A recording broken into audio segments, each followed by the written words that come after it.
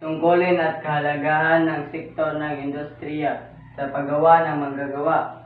Malaki ang paghahangad ng maraming bansa na matama ang kaunlaran.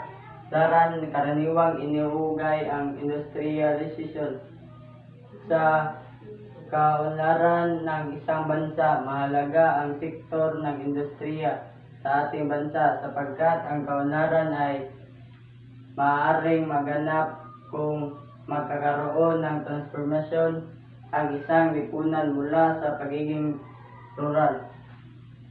Ang agrikultura, atrasdo at mapamahiin patungo urban at industrial.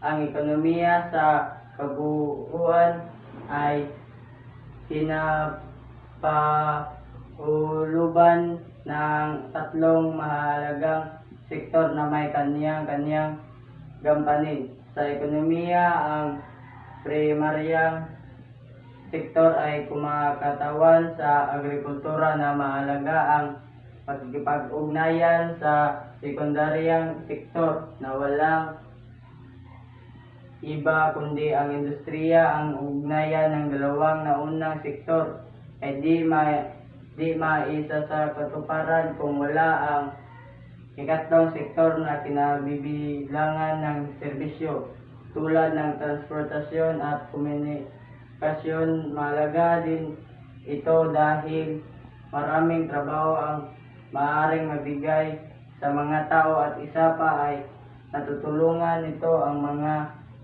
negosyo, maliit man ito o malaki.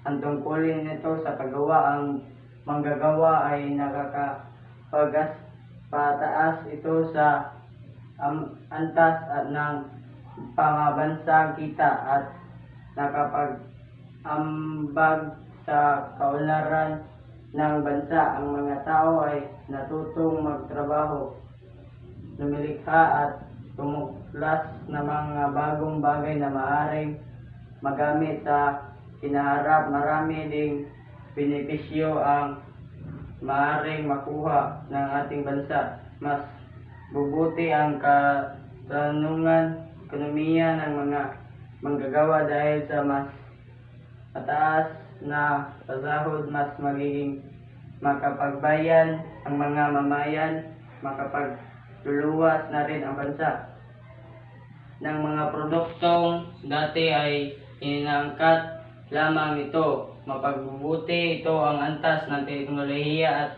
paraan o estilo ng paggagawa sa industriya. Sa paggagawa naman, ang marami din itong benepisyo. Nagkaroon ng hanapbuhay para sa lahat, kumikita ng mga mas malaki ang ekonomiya, makapagproseso ng mga hilaw na materyales na maaaring gamitin sa paggagawa ng mga bagong instruktura, nakagagamit ng mukabago ng teknolohiya na maaaring gamitin upang mapibilis at mapadali ang mga gamitin. At ang industriya ay nagsusupply ng mga yaring produkto sa ibang bansa.